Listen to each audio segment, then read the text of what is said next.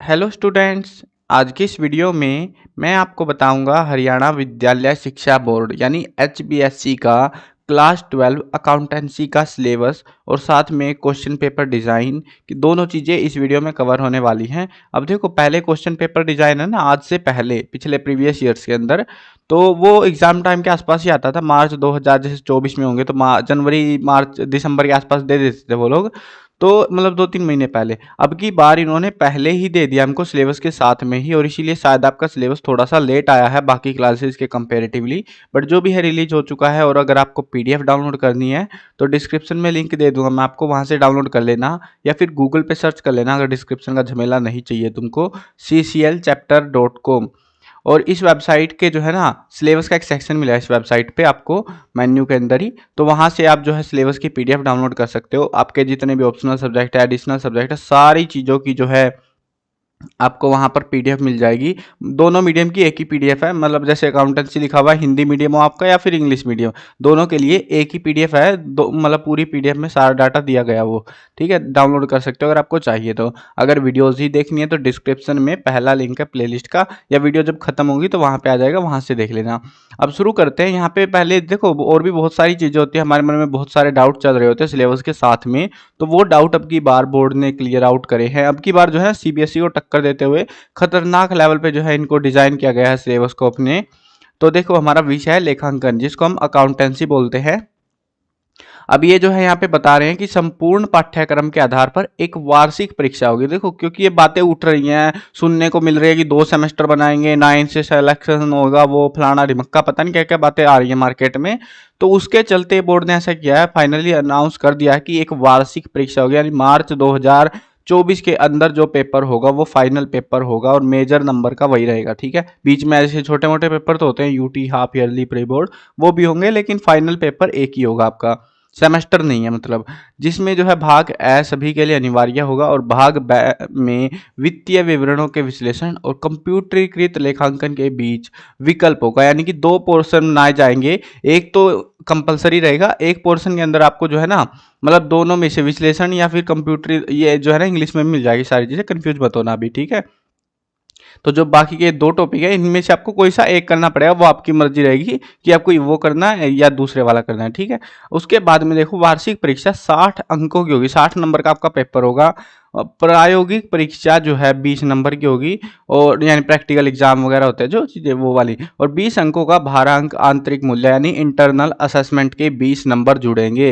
यानी कि 60 नंबर का पेपर होगा फाइनल, 20 नंबर आपके असेसमेंट के जुड़ेंगे जो UT, half yearly, pre board वगैरह होंगे, 20 नंबर आपके प्रोजेक्ट फाइल या प्रैक्टिकल वगैरह जो भी चीज़ें आपकी होंगी उसके जुड़ेंगे। अब समझ गए ये चीज़ें, इस प्रकार आपका टोटल स्कोर कार्ड में जब आएगा वो 100 नंबर का आएगा। अब इन्होंने हमको बताया है कि जो प्रायोगिक परीक्षा है इसको कैसे डिजाइन किया गया, मतलब इसमें जो 20 नंबर मिलेंगे हमको तो वो कैसे दिए जाएंगे। देखो, प्रैक्टिकल फाइल बनवाएंगे, 4 नंबर उसके लगेंगे। प्रोजेक्ट 12 अंकों के आधार पर लिखित परीक्षा ली जाएगी आपसे एक, तो उसमें जो है 12 अंक डिसाइड करे जाएंगे। मौखिक परीक्षा 4 अंकों की होगी, आपसे कुछ सवाल वगैरह पूछे जाएंगे, तो उनके बेसिस पे 4 नंबर आपको दिए जाएंगे। और ये स्कूल वाले लेंगे, कोई बाहर से नहीं आएगा शायद से, और आ भी सकता है, तो कुछ पक्का नहीं है कंफर्म, बट हाँ आपकी प्रैक्टिकल कुछ इस हिसाब से होगी, इन्होंने हमको पहले ही क्लैरिफाई कर दिया है। उसके बाद देखें तो इंटरनल असेसमेंट के जो नंबर लगेंगे वो कैसे लगेंगे। 2 यूटी होंगे आपके, सेट एग्जाम जिनको हम कहते हैं, बेसिकली सभ्य सा शब्द लगता है थोड़ा सा।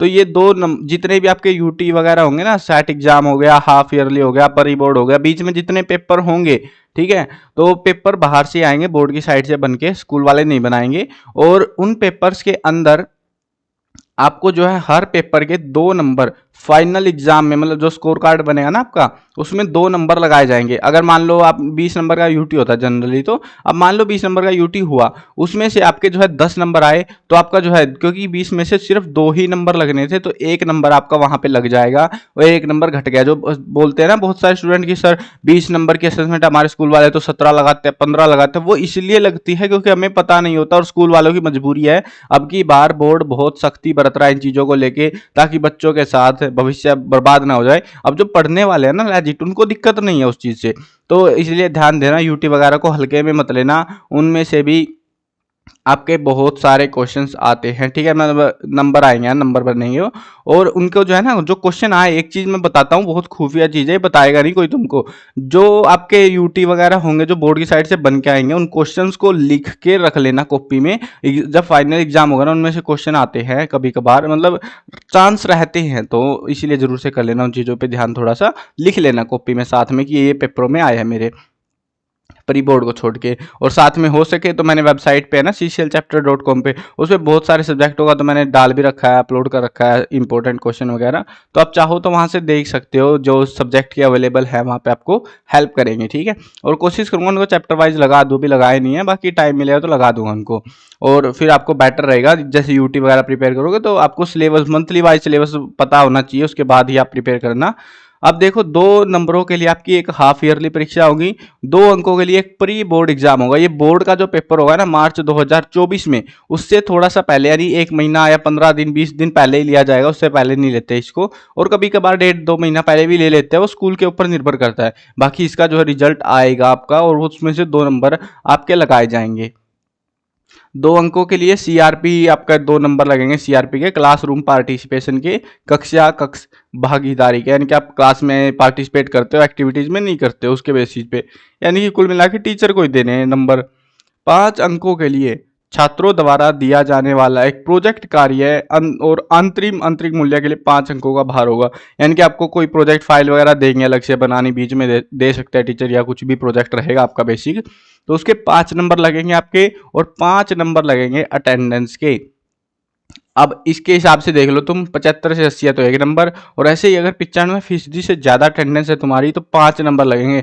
एक मस्त चीज बताऊं तुमको, अगर तुम्हारे देखो 5 सब्जेक्ट होते हैं हमारे पास में, है ना, कुछ कुछ स्टूडेंट 6 भी ले लेते हैं, बट 5 तो मानो तुम, 5 के नंबर लगते हैं फाइनल में। तो अब जो है ना, उनमें से हर सब्जेक्ट में, जो है इंटरनल असेसमेंट में हर सब्जेक्ट के 5-5 नंबर, तो सिर्फ अटेंडेंस के, यानी कि 25 नंबर आपके जो है सिर्फ अटेंडेंस के लग जाएंगे 500 नंबर में से। ये देखो भाई कितना मस्त है यार, बस जाना है और आना है स्कूल में, उससे ज्यादा मेहनत भी नहीं करनी, पढ़ो और ना पढ़ो वो तुम्हारी सिरदर्दी है, बट अगर स्कूल में ही जा रहे हो बस तुम, तो उसके भी आपको बेनिफिट मिलेगा उस चीज का भी।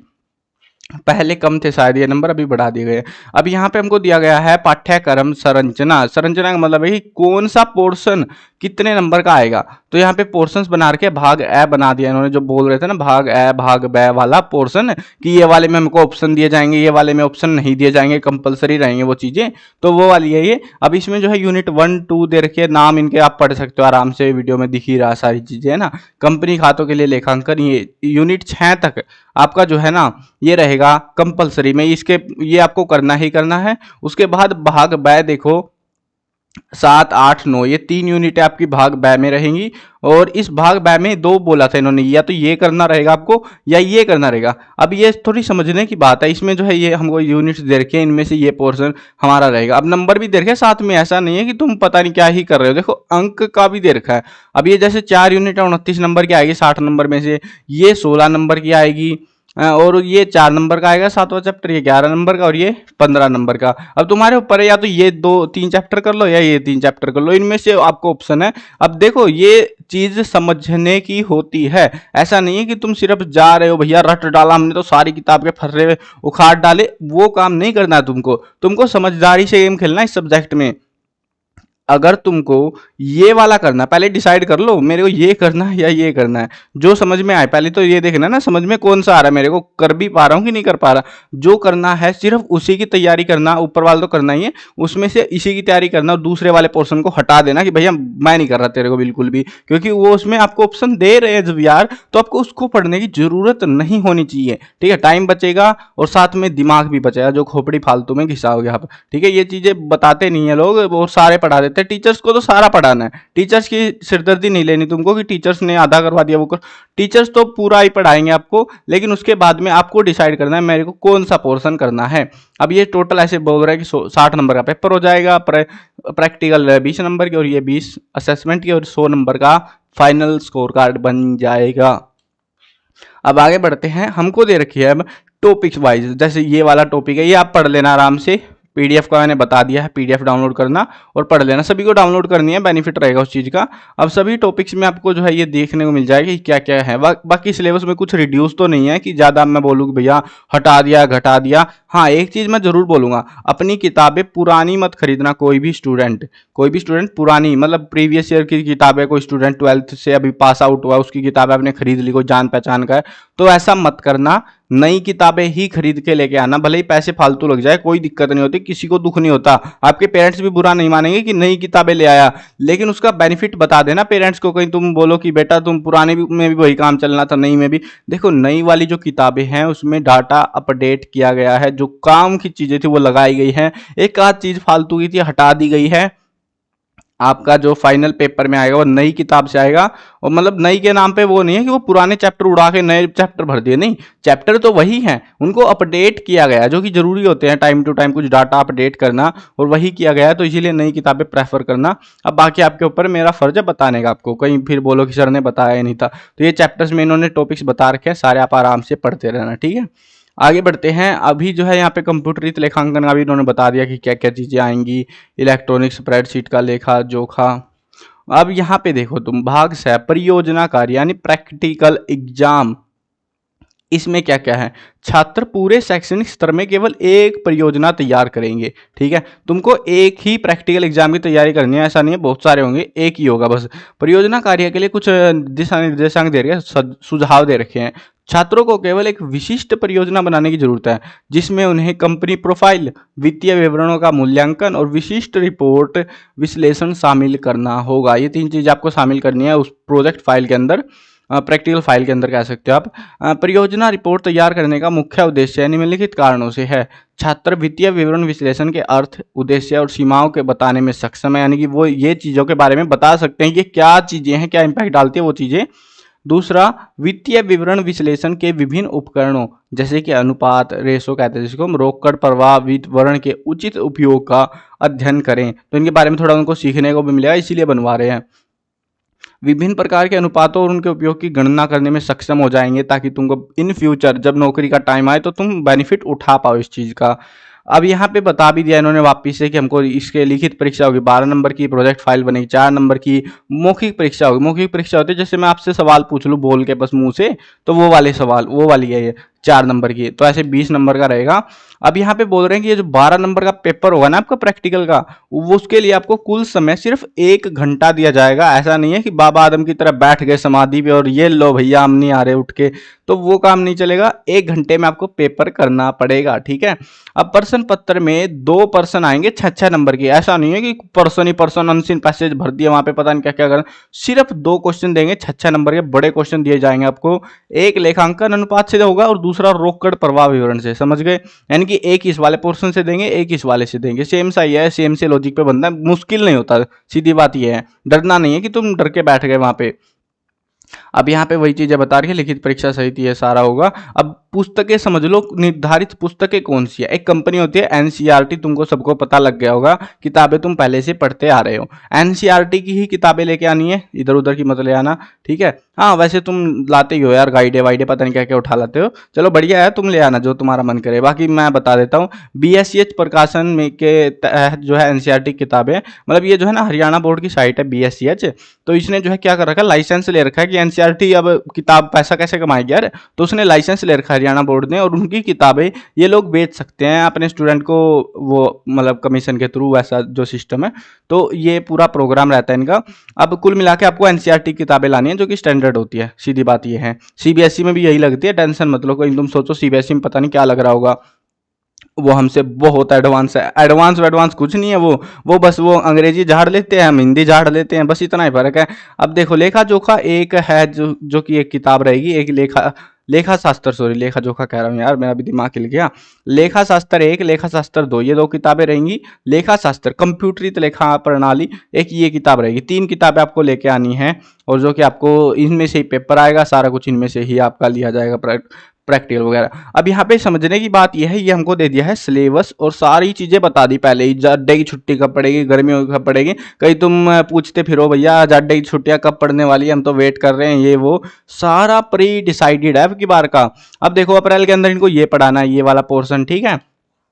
मई के अंदर इनको ये वाले टॉपिक्स पढ़ाने हैं। जून के अंदर गर्मियों की छुट्टियां पड़ जाएंगी, देखो बोल रहे हैं ग्रीष्मकालीन अवकाश, और पूर्व में पढ़ाए गए अध्यायों के दोहराई के लिए गृह कार्य के रूप में दिया जाएगा। यानी कि इससे पहले जो चैप्टर्स पढ़ा दिए हैं, 3-4 चैप्टर जो पढ़ाए हैं, उनको जो है आपको रिवीजन के तौर पे दिया जाएगा होमवर्क में। वो टीचर्स के ऊपर भी है भाई। बहुत सारे टीचर तो बोलते हैं 100 सुलेख लिख के आओ। भाई क्या है ये 100 सुलेख, क्यों ही लिखे हम? तो अब क्या ही कर सकते हैं, स्कूल वालों की अपनी मनमानी भी चलती है। बाकी इन्होंने तो बोल दिया हमको कि ये काम आपको करके लाना है। अब उसके बाद में समझ लो जून में छुट्टियां पड़ेंगी, अभी मई चल रही है तो थोड़ा ही टाइम है, तो एक अगले महीने में छुट्टियां हो जाएंगी आपकी, पूरे महीने की छुट्टियां, इसीलिए कोई फालतू काम नहीं है। उसके बाद यहाँ पे देखो यूटी वूटी आपके चलते रहेंगे, बीच में ही आएंगे। अर्धवार्षिक परीक्षा होगी सितंबर के अंदर, ठीक है ना, सितंबर के एंड के आसपास ही होती है वो, अर्ध हाफ ईयरली एग्जाम जिसको हम कहते हैं। उसके बाद में अगर हम आगे बढ़ते हैं तो आगे बढ़ते बढ़ते हमको दिसंबर में जो है यहाँ पे आपका जो सिलेबस पूरा हो जाना चाहिए स्कूल की तरफ से, ठीक है। अब ऐसा नहीं है भाई, स्कूल के ऊपर भी निर्भर करता है, कोई कई बार तो फरवरी में भी पूरा नहीं कराते टीचर्स। आपके स्कूल में क्या हाल चलता है जरूर से बताना कमेंट में। आप 11th से 12th में आए हो ना, तो 11th में सिलेबस कब पूरा कराया गया था बताना मेरे को जरूर से, मैं भी इंटरेस्टेड रहूंगा जानने में। अब जनवरी में आपको प्रोजेक्ट कार्य सबमिट कराना रहेगा, जो प्रोजेक्ट फाइल बनवानी है ना, 20 नंबर लगेंगे जिसके, वो वाली चीज है ये। वो जनवरी के अंदर आपकी कंप्लीट हो जाएगी, बनवा देंगे, प्रैक्टिकल जो भी होना हो जाएगा। उसके बाद में फरवरी में रिवीजन होता चलेगा आपका, मार्च में आपकी फाइनल एग्जाम हो जाएगा, ठीक है, समझ गए। अब यहाँ पे टीचर्स को सलाह दी गई है कि कुछ शब्दावली, कुछ डिफिकल्ट वर्ड के बारे में सूचियां तैयार करवाए, वो करवाते नहीं है टीचर बेसिकली। अब यहाँ पे देखो प्रश्न पत्र प्रारूप सारी चीजें बता रखी। इतनी बड़ी पीडीएफ बोर्ड ने कभी नहीं बनाई जिंदगी में, पहली बार बना रहे हैं। बोल रहे थे स्टूडेंट की टीचर सर सीबीएसई से टक्कर कैसे लेंगे, हम तो कमजोर पढ़ रहे हैं। ये लो भैया पढ़ लो तुम अच्छे से, तुम्हें सीबीएसई की टक्कर दिलाते हैं अब की बार, सीबीएसई को बीट करने वाला अपना बोर्ड, तो मजे आने वाले फिर तो, है ना। देखो प्रश्न पत्र प्रारूप, ठीक है, इसमें जो है हमको जो क्वेश्चन पेपर आएगा मार्च 2024 में, उसके बारे में बताया हमको। वैसे तो पेपर उठा के देख लेना, प्रीवियस ईयर पेपर है तो आपको सारा समझ आ जाएगा कैसा पेपर आता है, वैसा ही आएगा, फालतू माथापोड़ी नहीं करनी। कुल मिला के समझ लो 15 क्वेश्चन आएंगे एक नंबर के, जिसमें 6% बहुविकल्पी होंगे, 3 रिक्त फिल इन द ब्लैंक होंगे, 3 जो है एक शब्द में उत्तर देना, 1 वर्ड में आंसर होते हैं वो वाले, और 3% अभिकथन कारण संबंधी कारण वगैरह देने होते हैं, तो 3% वैसे रहेंगे। कुल मिला के ऐसे 15 नंबर के प्रश्न बनेंगे ये। अब अति लघुतरात्मक प्रश्न होंगे जो कि 6 क्वेश्चन होंगे, 2-2 नंबर के, 12 नंबर के होंगे ये। 2 प्रश्नों में आंतरिक विकल्प भी दिया जाएगा, यानी कि इंटरनल ऑप्शन, यानी कि समझो एक क्वेश्चन दे दिया ऐसे करके और करके दूसरा क्वेश्चन, ये वाली चीजें 2 क्वेश्चन में, किन्हीं 2 क्वेश्चनों में ऐसा दिया जाएगा, आपको ऑप्शन भी दिया जाएगा ताकि आपको थोड़ा सा इजी लगे। या फिर हो सकता है एडिशन, मान लो 6 क्वेश्चन करने हमको, 8 क्वेश्चन दे दिया, वो वाली चीज भी कर सकते हैं हमको, ठीक है।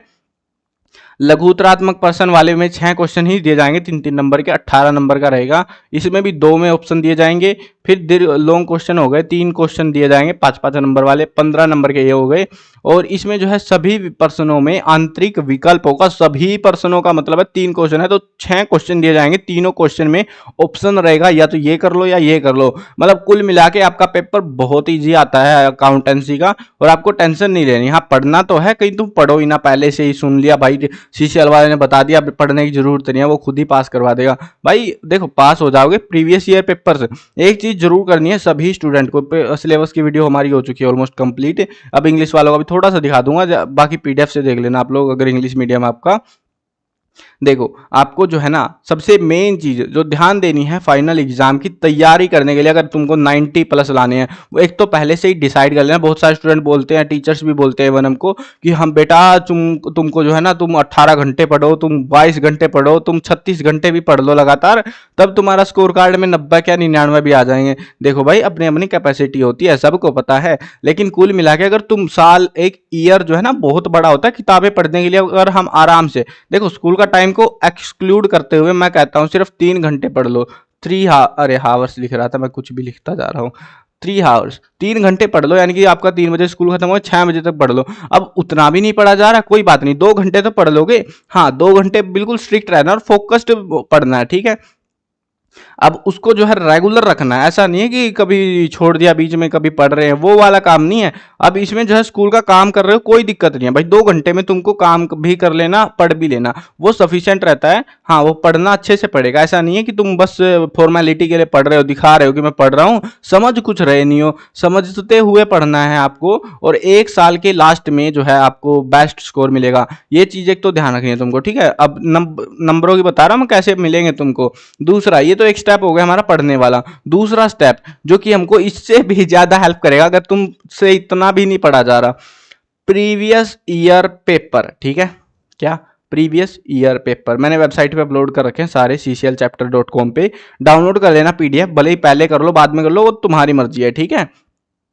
उन पेपर्स के अंदर जो भी टॉपिक आप करो, मान लो मई में आपने करा, अप्रैल में करा, जुलाई में करा, जो भी टॉपिक्स आप पढ़ते चलोगे ना, उन टॉपिक्स के उस पेपर तो पूरा आएगा पूरे सिलेबस का। अब आपको, आपने जो पढ़ा है, आपको ये तो पता है मेरा ये वाला पोर्शन इस चैप्टर से है ना, इतना तो समझ आएगा। मान लो आपके 60-50 जितने भी क्वेश्चन दे रखे हैं उन्होंने, तो 30 क्वेश्चन देते हैं बेसिकली पेपर में। 30 क्वेश्चन में से आपने जो पढ़ा उसमें से एक ना एक क्वेश्चन तो मिलेगा, ठीक है। अब हर साल में, 1 साल में 4 सेट आते हैं, और पिछले 2017 से मैंने पेपर अपलोड मार रखे हैं सारे, जितने अवेलेबल थे इंटरनेट के ऊपर, आपको सारे डाउनलोड कर लेने हैं। और सभी का जो है ना टॉपिक वाइज, मतलब पहले चैप्टर पढ़ लिया, उसके बाद में इसके जितने क्वेश्चन प्रीवियस ईयर पेपर्स में आए हैं या यूटी में आए, सारे तैयार कर लो, मतलब अच्छे से सोल्व कर करके देख लो। मैं श्योरिटी से कह सकता हूँ आपका बहुत अच्छा पेपर जाएगा। आप पेपर देख के बोलोगे अरे कितना इजी पेपर आ गया ये तो ऐसे हाल हो जाएंगे अगर तुम और ये इस सब्जेक्ट की बात नहीं कर रहा, सारे सब्जेक्ट में ये चीज फॉलो करनी है आपको, ठीक है। और इससे जो है आपको बेस्ट हेल्प मिलेगी, इससे ज्यादा कोई ऐसे कोई ज्ञान नहीं पेल सकता है भाई ये हो जा, ये कर लो वो कर लो। 20 घंटे भी पढ़ लोगे, जब फोकस नहीं होगा ना तो तुम कुछ नहीं कर सकते, तो तुम्हें दिक्कत आएगी। तो सबसे बेस्ट तो ये है। मैंने अब की बार जो है ना लगभग सभी सब्जेक्ट का जो है, कुछ एक को छोड़ के यार, आपकी अकाउंटेंसी वगैरह नहीं ध्यान दिया मैंने, क्योंकि इतने सारे टॉपिक पहली बार लिख रहा था मैं। अब जो भी है इतने सारे क्वेश्चंस मैंने देखे, एनालाइज करो, स्टूडेंट को प्रोवाइड कराए ना, एक चीज मेरे को जरूर समझ आ गई, लगभग 70% पेपर ऑन एन एवरेज कह रहा हूं, कुछ किताब में से 80-90 भी आया है, 70% पेपर जो है ना प्रीवियस ईयर पेपर में से ही बनता है। और ये बहुत इंपॉर्टेंट होता है क्योंकि हमको पता नहीं होता। 70% तो वैसे ही बुक कर सकते हो अगर तुम पिछले साल के पेपरों को सोल्व करके चले जाओ, बस उनको समझते हुए सोल्व करना है, देख के रट्टा मार के टेपना नहीं है, उधर समझ के सोल्व करना है, तो तुम्हारे 70% तो कहीं नहीं जा रहे। और बाकी अगर एडिशनल करनी है थोड़ी सी पढ़ लेना थोड़ा सा, और इनसे रिलेटेड क्वेश्चन ही करना, इधर उधर के मत करना। और ऑप्शन इतने सारे इस सब्जेक्ट में तो भर भर के भाई, तो अच्छे से तैयारियां करना अपनी, ठीक है। अब देखते हैं, ये चीजें मैंने एडिशनल बता दी आपको वीडियो के लास्ट में, इसीलिए बताई है क्योंकि कुछ स्टूडेंट भाग गए होंगे अभी तक। तो जो टिका हुआ बताना यार, कमेंट में कमेंट करना कि सर हम पूरी देख रहे हैं वीडियो को। अब ये देखो, ये इंग्लिश मीडियम वालों का भी सेम चीजें बता रखी है कि ये जो प्रैक्टिकल फाइल होगी वो जो हिंदी में लिख रखा था ना, अब वो इंग्लिश में टेप दिया गया आपका सारे का सारा। और यहाँ पे अकाउंटेंसी के टॉपिक दिखा रहा हूँ मैं सिर्फ, इसलिए यहाँ पे आया हूँ यहाँ पे दिखाने के लिए। तो ये जो है पार्टनरशिप अकाउंट वगैरह, इसमें जो है आप आराम से वीडियो पोज करते हुए कर सकते हो। यहाँ तक यूनिट 6 तक आपका जो है ये नाम पढ़ लेना, नाम मैच कर लेना किताब में, ठीक है। तो यहाँ तक आपका रहेगा जो है कंपलसरी पोर्शन है। और पार्ट बी में ये यूनिट है, पार्ट बी का कंप्यूटराइज्ड अकाउंटिंग में ये पोर्शन है हमारा। या तो ये पढ़ लेना या फिर ये पढ़ लेना, इन दोनों को मत पढ़ना, ये गलती मत करना कि दोनों ही पढ़ रहे हैं, वो भी पढ़ लिया ये भी पढ़ लिया, मतलब इन वालों में से सिर्फ इसमें से और इसमें से सिर्फ एक पोर्शन करना है इन यूनिट्स में से जो आपको अच्छा लगे। अब सेम यहाँ पे डिस्ट्रीब्यूशन दे रखा है टॉपिक वाइज, ये सारा चीज़ें, ये यूनिट 2 में ये है, 3, 4, 5, 6, 7, 8 में ये है दे रखा है। उसके बाद में किताबें बता रखी है, अकाउंटेंसी 1 ये वाली ये वाली ये वाली, ठीक है। तो देखो सारी चीज़ें इन्होंने हिंदी में भी बता दी, इंग्लिश में बता दी। बेस्ट रहेगा पीडीएफ डाउनलोड कर लेना। और पीडीएफ डाउन यहाँ पे देखो ये भी बता रहे, समर वैकेशन आएंगे आपकी, ये सारी चीज़ें क्लैरिफाइड है पहले से। ये हाफ ईयरली एग्जाम होगा आपका यहाँ पे इस टाइम पे, अब आपके ऊपर है आप पीडीएफ डाउनलोड करते हो नहीं करते हो। वेबसाइट पे मैंने सारे सब्जेक्टों की अपलोड कर दी है, तो वहां से डाउनलोड कर लेना आराम से। यहाँ पे ये देख लो तुम, ये जो क्वेश्चन पेपर डिजाइन है ये कैसा रहेगा हमारा, ठीक है। तो एक्सरेशन रीजन वाले क्वेश्चन एमसीक्यू वगैरह सेम ही चीजें, वो हिंदी में थी बस ये इंग्लिश में, इतना फर्क है। बाकी समझ में सबको आ गया होगा, इतने नादान आप नहीं हो अभी, है ना। चलो आई होप समझ में आ गया होगा, वीडियो पसंद आई होगी। और कमेंट में कर देना यार कि कौन कौन इस जो मैंने बोला है कि हाँ ऐसे ऐसे पढ़ना है, तो कौन पढ़ने को तैयार है, मतलब पढ़ेगा वो, इस चीज़ को फॉलो करेगा, ठीक है। चलो मिलते हैं नए वीडियो में, बाय बाय।